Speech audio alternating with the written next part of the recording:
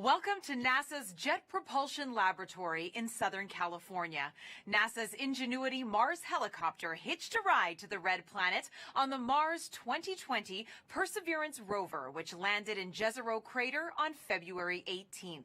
Earlier today, Ingenuity should have autonomously performed its first flight attempt on Mars. Now the team is ready to receive the data that will tell them whether we've made history with the first controlled flight on another planet. Thank you for joining us at this early hour. I'm Marina Jurica of the JPL News Office. Ingenuity is a technology demonstration, which means it is a proof of concept experiment. After years of development on Earth, the team has 1 month to test the technology on Mars. Tonight, we'll talk to a few team members and then keep our eyes on the room where the helicopter operations team will be receiving and studying their data. To assist us in that room is one of the Ingenuity helicopter engineers, Taryn Bailey, who will help guide us through the steps the helicopter team is taking to see the results of their first flight and begin the month of Ingenuity. Welcome, Taryn. Hi, Marina. Thanks so much for having me. Super excited to be here. It's flight night. Woo! Yes, it's flight night. You had an integral part with the helicopter team. Can you tell us about your role? Yeah, so I'm a mechanical engineer, and I helped in the assembly, integration, and testing of the Ingenuity vehicle. And it was really important that we simulate a Mars-like atmosphere in our testing. And in doing so, we knew it would give us the best chance to execute a real flight on Mars. And that's not an easy feat. Flying on Mars is much different than flying on Earth. Very difficult. It's less than 1% of Earth's atmosphere, making it very difficult to fly and generate enough lift. So, Taryn, what is the Ingenuity team preparing for right now? What are they waiting to see? We're waiting to see data confirming that we executed our first flight. The actual flight on Mars took place earlier today, and that's because Mars is over 178 million miles away, so there's a little bit of a delay. The data is expected to hit the Deep Space Network at about 3:34 a.m. Pacific time, and we'll start processing the data shortly after that to see how we did. Fingers crossed. Thanks so much, Taryn. We'll be coming back to you shortly as we get closer to the start of the data downlink. What started out as a dream is now becoming reality for the Ingenuity helicopter team. Let's take a look at their journey. Sometimes you have to do something just to show that you can do it. When the Wright brothers flew for the first time, they flew an experimental aircraft. And in the same way, the Mars helicopter is designed to show that we can fly powered helicopter flight in the Martian atmosphere.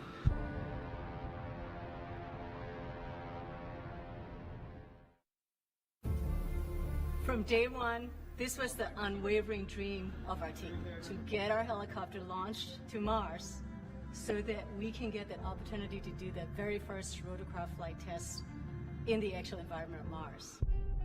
It's extremely difficult to fly at Mars because the atmosphere is so thin. Compared to Earth, at Mars it's less than 1%. So the first and foremost challenge is to make a vehicle that's light enough to be lifted. And then the second is to generate lift. The rotor system is to spin very fast. 2,000, 2,200, 2,400, 2,600. We're spinning between 2,000 and 3,000 revolutions per minute, and it takes a lot of energy. So it's that balance of a very light system, yet having enough energy that's needed to spin the rotor so fast to lift, and on top of it, having to design in the autonomy. It has to be fully autonomous from the time it takes off to the time it lands. What we do on the ground is we plan the flights, and so we determine from here where we want the helicopter to go. Our experiment window is 30 Martian days. So we have planned up to 5 flights of incremental difficulty. The very first flight, the main thing is we want to get the legs off the ground, and so we will basically go up about 3 meters, and we'll hover there, and then we'll come down again, and that will be the first, really major milestone. Most of our flights will be at the 3 to 5 meter height. We will be going horizontally again at a few meters per second, probably go out, 50, 70 meters and come back. In successive flights, we'll probably push that further, try to go further. So our priority will be to get back engineering telemetry and not so much images, but I'm sure we'll return a few, because they'll always look cool. At this point, we've tested all we can on Earth. We have mathematical models that shows how it will fly at Mars, and we've tested it in the simulated environment that we can create on Earth. It really is time now to do the real flight tests at Mars. Nothing is a given, but we have done everything we can in terms of a test program here on Earth. The vehicle's performing extremely well so far. It's been doing exactly the right thing, even right now when it's bolted onto the Perseverance rover. So there's a very good chance that we'll pull it off, yes. But it's still high risk, and none of us forget that you could have a glitch that, could mean end of mission, yes. It's going to be exciting, reacting to any surprises we have. We can't wait. What's really most important is everything we're learning here is for the future rotorcraft systems that we want to introduce into space exploration.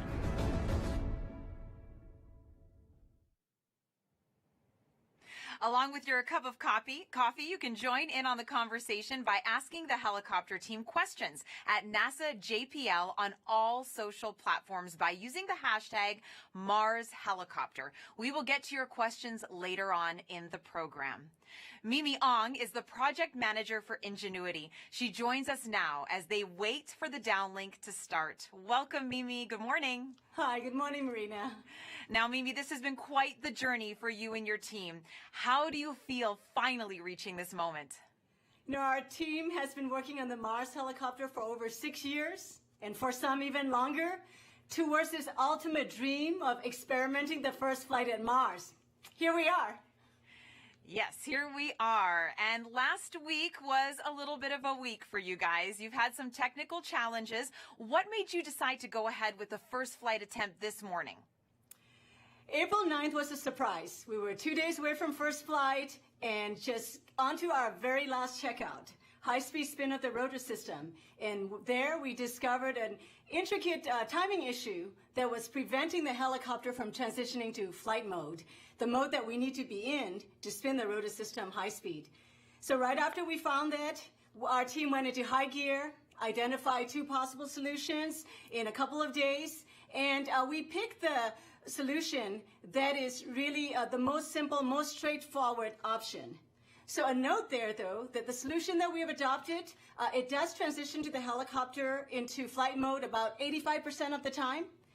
So when we go to flight, and if we don't go into flight mode, the helicopter will stay safe, and we will attempt the first flight again. So just last Friday, we took this solution, applied it to Ingenuity, and successfully spun Ingenuity's rotor system full speed. So next step is our first flight attempt now. And to give folks at home, Mimi, some perspective, the goal is to fly on a planet that has just 1% the atmosphere of Earth. And you're controlling that flight from over 100 million miles away. How difficult is that? Very, very difficult to fly a rotorcraft at Mars. A rotorcraft pushes the atmosphere to generate lift. And when there is that little atmosphere, the rotor system has to spin really fast. In fact, we'll be spinning over 2,500 revolutions per minute for this flight today. And Ingenuity is less than 1.8 kilograms, right? 4 pounds.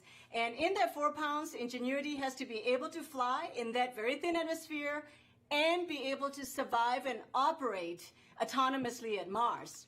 For example, Ingenuity, our little 4-pounder, has been on the surface of Mars, keeping itself warm throughout the cold nights, down to minus 130 degrees Fahrenheit, and it's been doing that every day. So on top of that, our flight experiment at Mars, we are operating it all the way back here from Earth. So yeah, it's very challenging, but we're ready. Oh, Ingenuity is small, but it is mighty, and the team has come so far already. What other milestones has the helicopter team already achieved before this morning? Ingenuity has passed all of its milestones leading up to the first flight. So performed perfectly during cruise, survived the drop, and has been charging itself with high good energy levels. Each time it's been communicating daily to the base station and keeping itself warm. And with the rotor system all checked out to full speed, Ingenuity's ready to go. And at the high level for the Mars Helicopter Technology Project, we have 3 goals that are in line with NASA's agency-level objectives. The first is to demonstrate here on Earth that it is possible to fly a controlled power flight in the thin atmosphere of Mars. We've done that. The second objective is to perform that actual flight at Mars. Well, we're about to get data back very soon here on that first flight. And the third is to return data to inform engineers working on designing future generations of Mars helicopter. We have received valuable information data back since we have dropped on the surface. And tonight's data from the first flight will be extremely important. So we're ready to go. We are ready to go. Now, what is success going to look like for you guys tonight? So there are 5 scenarios. Okay, so if the solution we implemented successfully transitions the helicopter to the flight mode, we'll be all right. But if it doesn't transition, then we will be attempting the flight again tomorrow. If we don't get to flight mode tonight, then we'll go on. If we go successfully to the flight mode, there are 4 scenarios. Full success in flight. Second scenario could be partial success in flight. The third would be not having sufficient information, in which case we'll need more time to determine what happened. The fourth could be failure. So whatever the outcome, we are set here to learn. And a bright future is ahead, Mimi. The risk is huge, but the reward is high. We will all be rooting for your team. Good luck. Thank you, Marina. As we get closer to the data arrival, let's talk to Tim Canham, Ingenuity Operations Lead. Thanks for joining us, Tim. Thanks, Marina. Glad to be here. Now, how does the data even get here from the helicopter to the team? Well, as they say, sometimes it's complicated, right? So the helicopter does not have a radio that can talk directly to Earth, so we need the help of the rover. As a matter of fact, the rover has an instrument on board, which is also built by the helicopter team, called the Helicopter Base Station. The Helicopter Base Station has a radio which talks to the helicopter. So as you have heard earlier today, the helicopter flew. As it was flying and after landed, it transferred its data to the base station. And then the rover takes the data from the base station and transmits it to an orbiter. That would be the MRO orbiter. And then the MRO orbiter turns to Earth and then sends all the data to the Deep Space Network. At that point, the Deep Space Network itself turns around, sends it to JPL and into the ground data systems. At that point, when it shows up, our team can take that data and decode it and see what happened during the flight. It sounds like it has to be well choreographed, Tim. How do you plan the first flight? It's a remote autonomous operation. What goes into the planning and the execution? Well, you know, we've done it all as a team, as we have all along. It's been a challenge with COVID to be remote, but we learned new ways to work together. We're a small team, but we're a fast-moving team. We practiced all of these things over the course of the last year, from getting the data from the rover to decoding it to interpreting what it meant. And as we got to Mars, when the rover landed us safely, we were able to start our survey for right field, and we found it, fortunately, right near where we landed. And so working with other instruments on the rover, like META with the weather instrument and Z-Cam, which is this beautiful camera to take pictures, we planned our flight. The flight will be about 40 seconds long. We'll lift off, we'll pivot towards the rover, and then we'll land. It's going to be a very basic flight. We want to do the very basic things first to make sure that we can do our flight. And then at that point, we will get all our data back and look at it. But we had to practice all those things. And we've been using this time on the surface to get familiar with the vehicle and how it operates and work around those various troubles that Mimi talked about. And the team is ready to go. And Tim, what specifically will the helicopter team be looking for as we go through this morning? So one of the great things about this helicopter is it has a very powerful processor. It's tiny, but it's powerful, and we get lots and lots of data. The processor itself is about 100 times as powerful as the processor, even on the rover. And so we get all this data, as I mentioned, that gets sent to the rover, and then the rover sends it to us. So as our downlink lead, Michael Starch, sees that data arrive in the data center, he will decode it and he will look for the successful arrival of the data. At that point, we turn the data over to Hovard Grip, our chief pilot, and he will look at the portion of the data that relates to how the flight went. There are a series of events that the helicopter sends as it transitions through each stage of the flight. And when Hovard is able to verify that the progression went as planned, then he'll turn to the actual data and look at a plot of the altimeter, which is one of the instruments used in navigation, we should see the plot of the altimeter go up to the flight height and then come back down again. And that will be a positive confirmation that we got it. And finally, from the helicopter side, we are snapping a series of black and white downward facing pictures as the helicopter comes in for landing. So if everything goes well, we should see some of those landing pictures and be able to look at them on the screen. So Hovard will display those as well. And then finally, if all goes well, there should be, at the same time our data is coming down, there should be data coming down from the Z-Cam instrument that I mentioned, the Mastcam Z, a really powerful camera system that's going to try and capture us in flight. So if they were able to capture that moment of flight, then they will be able to display those images on their screen and be able to see a quick view of how the helicopter flew. That's how it's going to go. Well, Tim, we can't wait to see those photos for sure. Thank you so much, and good luck to you. Thank you. We will get back to the action in the room in just a moment. Now joining us is Associate Administrator of NASA's Science Mission Directorate, Thomas Zurbuchen, who is here at JPL for the helicopter's first test flight. Welcome, Thomas. I'm so glad to be here, Marina. Hi. Hi. Now, how important is tonight to space exploration? Oh, technology demonstrations are really important for all of us. You know, it's really taking a tool that we haven't been able to use and put it in the box of tools that is available for all of our missions going forward at Mars. So for me, it's really exciting personally, and for the community overall, it opens up new doors. And Thomas, why is it important to have that aerial dimension to space exploration? There's many applications that require that. Imagine, for example, going into areas of, and exploring them that we cannot use a rover for. There's some of these crater walls that are so exciting. Scientists have been writing papers about it. It's also important to have the aerial dimension in the context of human exploration of Mars, of which we're dreaming even now. And that aerial dimension being kind of able to scout ahead is just absolutely critical. Well, thank you so much for joining us, Dr. Z. Hey, thanks. Let's check back in now with Taryn Bailey to see how things are shaping up with the team's next steps. Hey, Taryn. Hey, Marina. We're moments away from receiving that all-important data, and the anticipation is definitely building in the room. Everyone's very focused, just waiting on pins and needles, eagerly waiting for that data to arrive, and we're just preparing ourselves for what comes down. And this was such a big challenge for us to embark upon as a team, and we are such a small and close-knit team. So it's really great to be back in the room with all of my colleagues and my teammates. We're all here in support of one another. We have Bob Ballaram watching, and he's been the vision behind this from the very beginning. So we have such great leadership on this team, and very excited to be here. And we're going to be hearing from a lot of people, Taryn. So can you let us know who we're going to be hearing from as we progress through the morning?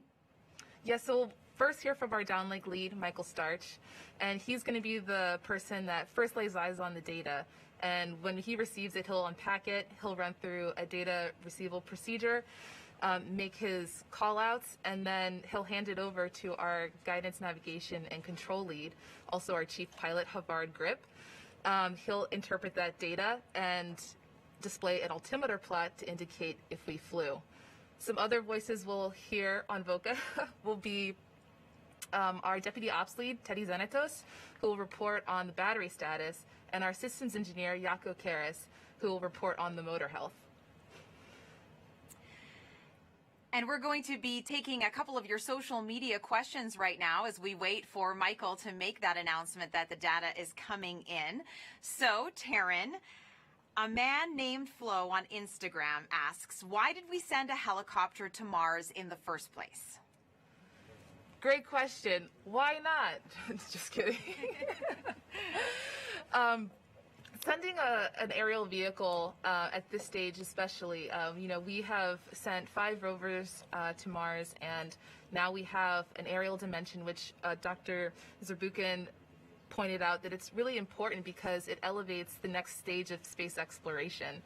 And we can do more science with it. It can be a coordinated effort for future missions. It also opens the doorway for human exploration, and the helicopter can go into areas where the rover can't. So there are a lot of caves in, and the rover has to overcome a lot of obstacles on the ground that the helicopter can ideally move around. And that's why it's such a great option for putting an aerial vehicle on another planet. And as Tim mentioned, it has to be well choreographed, this flight. And so Elio on Instagram asks, why is the first flight only vertical? So every flight, we're going to build upon it. But this first flight, our mission success criteria is really to demonstrate that we can fly. And so that's why this first flight is really all about being able to demonstrate that we can fly on another planet. And so that means we'll do a 3-meter hover above the Martian surface, touch back down to signal success, and then we can advance from there. And getting back to what everyone's going to be looking at, you had mentioned that Hovard is going to be looking at a plot. What exactly is that going to look like? Is it easy to see if the flight actually took place? Yes, so his altimeter plot will indicate a peak, and we'll start off with a flat line indicating that we were grounded. Then we'll spin up and it'll have a steep incline to show that we've risen. And then at the top we'll have a dwell where we're hovering, and then another steep decline in the graph to show that we've touched down. So it should be pretty cut and dry to see that we have successfully flew.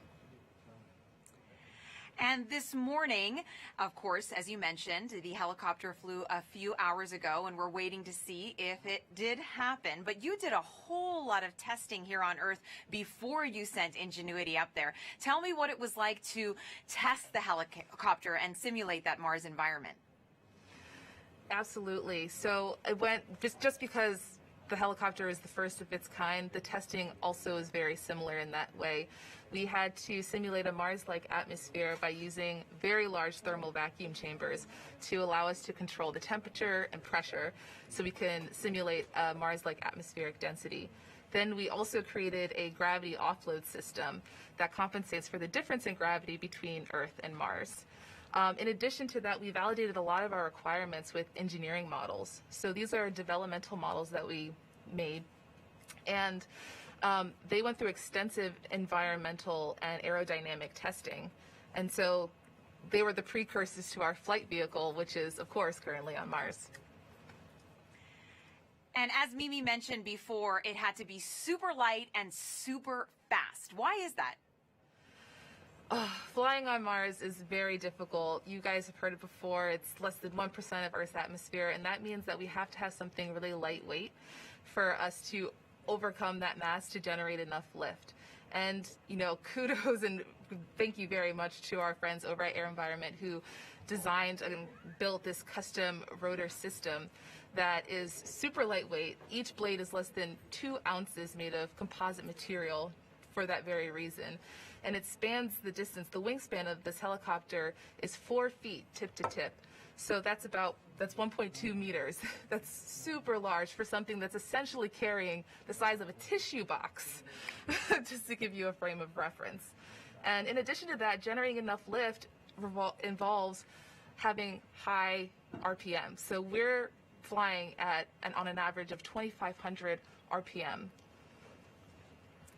2,500 RPM. I just want everyone to sit with that for a minute, because here on Earth, helicopters go 400 to 500 RPM. So that is so much faster, Taryn. It's incredibly fast, incredibly fast. Every detail on this vehicle is made and designed for it to be the most efficient. We are beginning to see data products.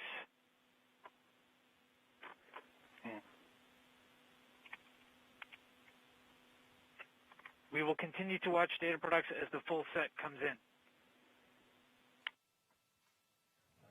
All right, Taryn. Well, we just heard from Michael that they are taking a look at the data just starting to flow into the Deep Space Network antenna on Earth. What happens now that the rover has started sending that data? Yes, so for those of you at home, the Deep Space Network is our giant communications network. This is downlink. Early indications, data products look nominal. Excellent. We'll continue to wait for the full data set to arrive. In the meantime, I'll explain a little bit about the Deep Space Network, and that it's our main communications tool to talk to our Ingenuity helicopter from across our solar system. So our downlink lead just announced that data products had just started to arrive and that they look nominal, which is a good indication. While we wait for the full data set to arrive, we'll wait. I guess that's what we'll do. We'll wait in the meantime. And we'll answer another social media question along those lines. Jose on YouTube asks, how long does it take for the video signal from the helicopter to reach Earth? Sorry, can you repeat the question? Yes. How long does it take for the video signal from the helicopter to reach Earth? Yeah, so that goes into having that very long distance between Earth and us. So Tim touched on this a little earlier, and that's why we have this delay. So the helicopter flew earlier, and similarly, whenever we send data, it's the same process where there's going to be a delay of when we run the data and then when it hits Earth. So it's about 4 hours from when something is executed to when we receive it. For larger files, though, sometimes that can take longer. So it all depends. But today we'll be receiving still images of the helicopter. And I know we are eagerly anticipating those images. And we talked a little bit about this before, Taryn. We have been just floored by all the great images coming in from Perseverance, but Ingenuity has cameras as well. Absolutely. The helicopter is equipped with 2 cameras.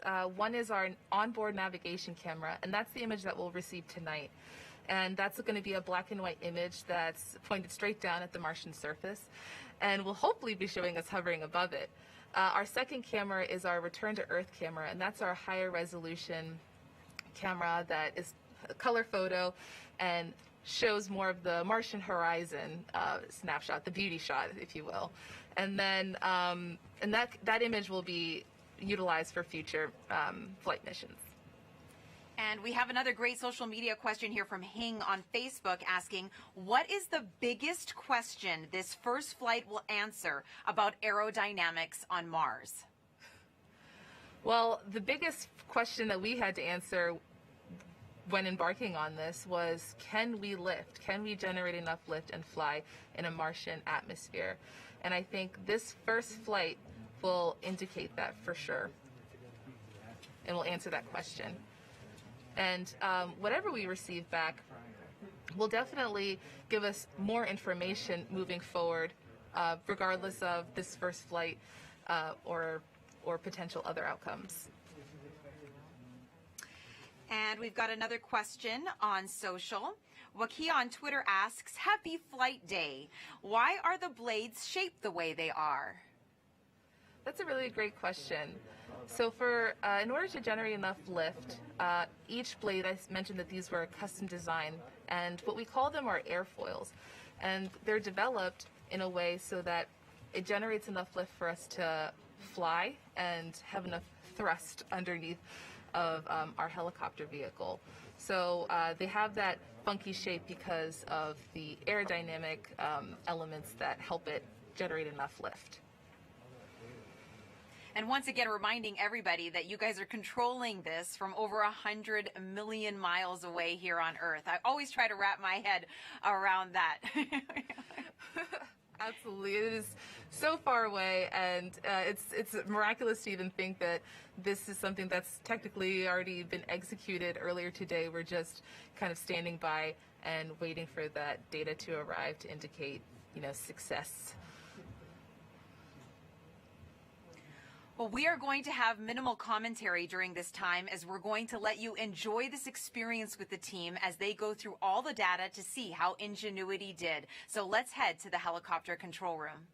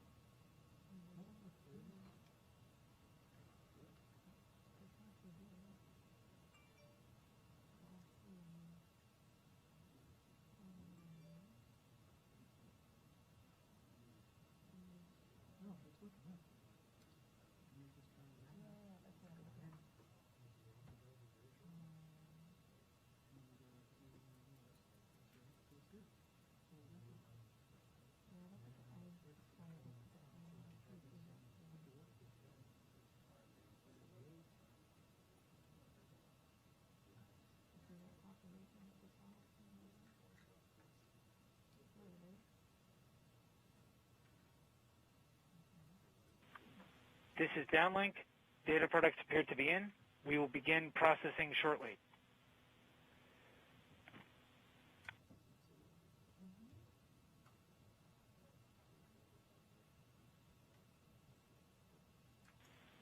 This is downlink. We are beginning to fetch data from Mars 2020.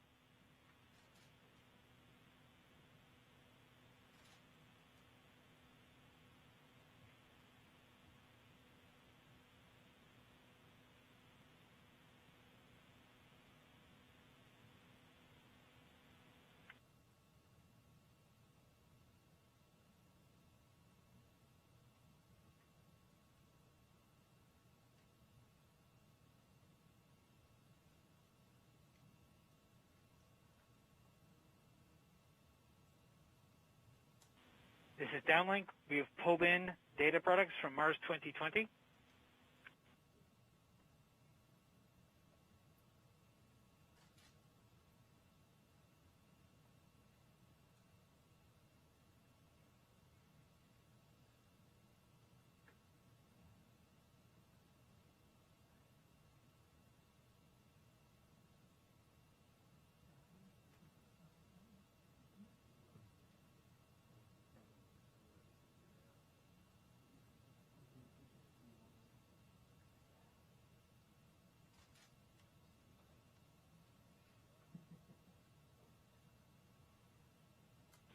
This is downlink, confirming we received Mars 2020 telemetry, confirming that we received Mars 2020 events, confirming that we received helicopter data products, confirming that we have data products, confirming that we unpacked image and 1 Hz data.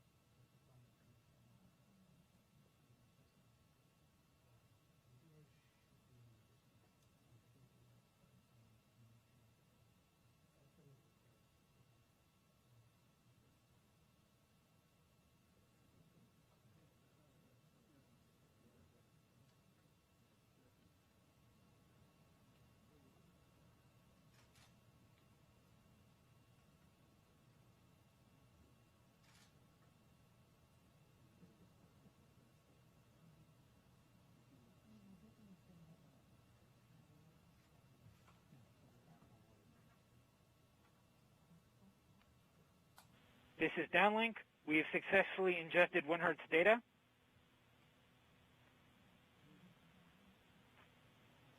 Confirming that we have helicopter data products, helicopter telemetry, helicopter events. Confirming helicopter file listing. Confirming expected boot counts.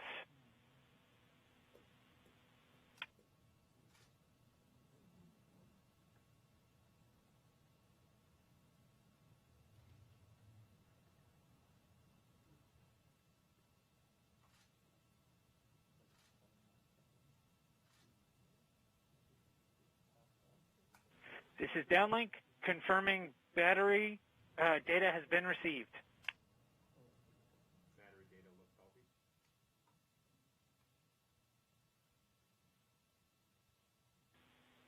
Rotor motors appear healthy. Swash plate servos appear healthy. Overall actuators appear healthy.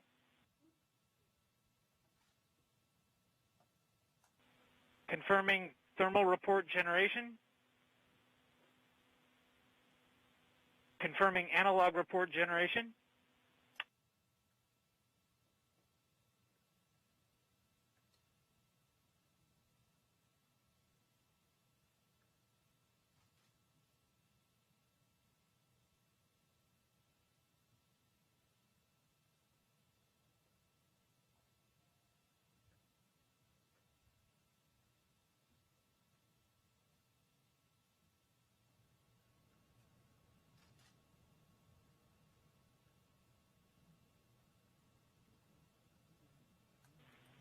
confirming telecom report generation.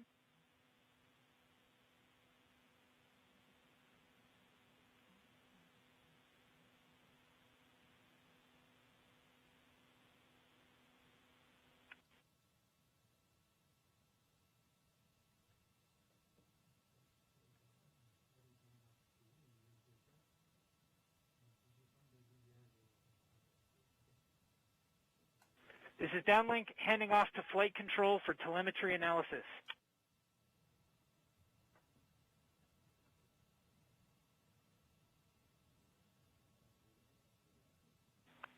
This is flight control, confirming that we have EVRs from Ingenuity. Ingenuity is reporting having performed spin-up, takeoff, climb, hover, descent, landing, touchdown, and spin down.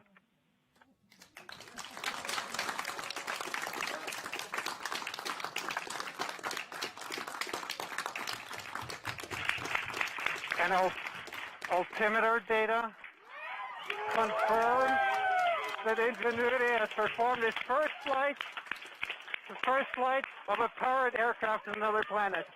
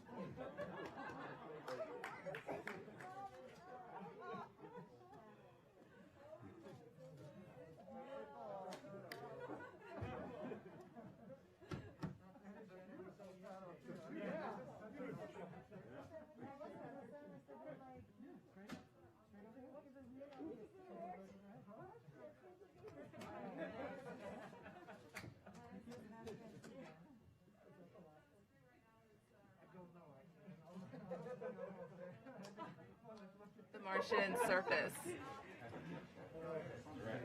Taryn, go ahead and repeat that. So the image we're looking at on the screen is the image from our onboard navigation camera showing us hovering above the surface of Mars. How incredible!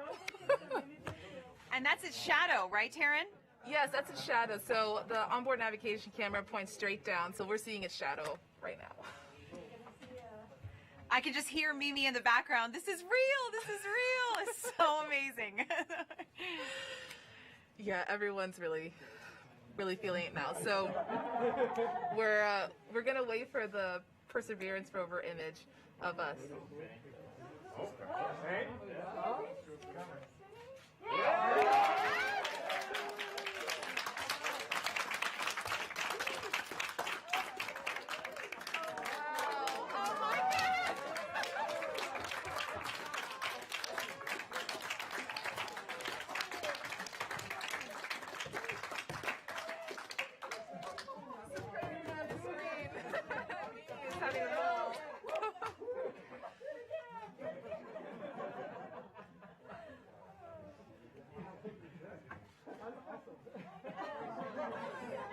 Are you guys seeing the Perseverance image? Saw that, Taryn.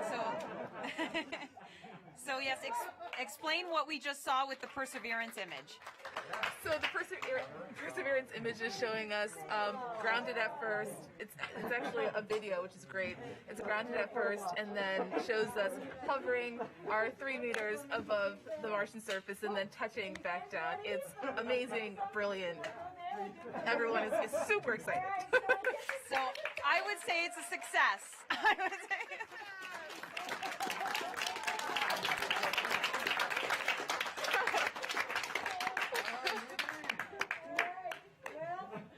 I got to tear up the contingency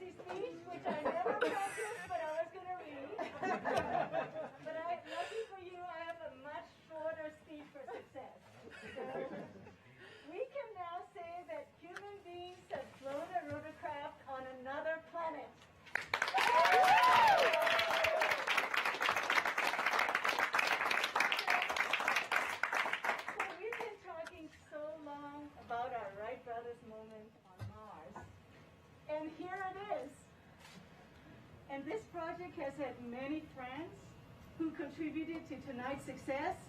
I see many in the room, the team in the room, the team on WebEx, team members who couldn't join us, and a few of our friends who are no longer with us. They're still in our minds today. And Perseverance Rover, the best host little Ingenuity could ever hope for.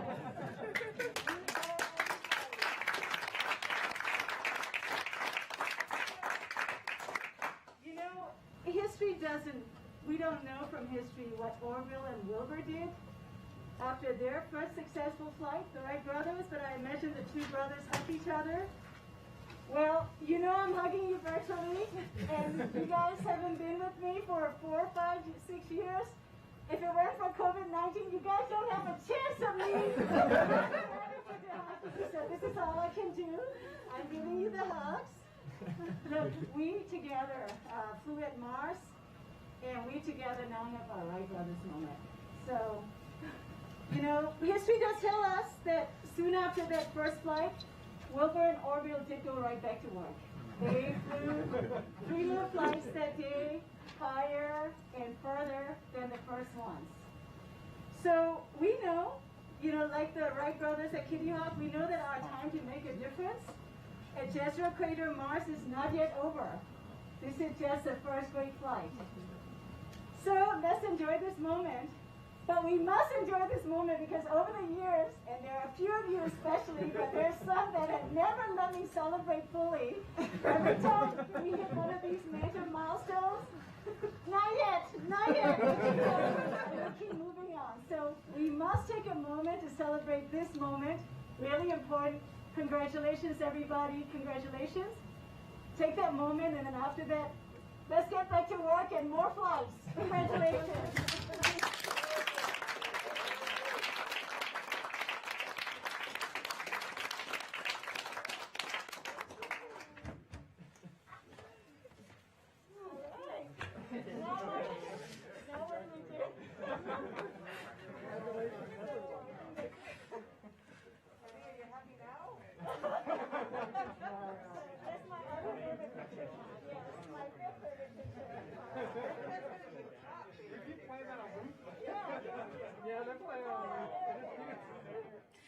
Congratulations to the Ingenuity helicopter team on making history this morning. To get the latest updates on Ingenuity, follow on @NASAJPL on Facebook and Twitter. I'd like to thank everyone for joining us at this early morning hour.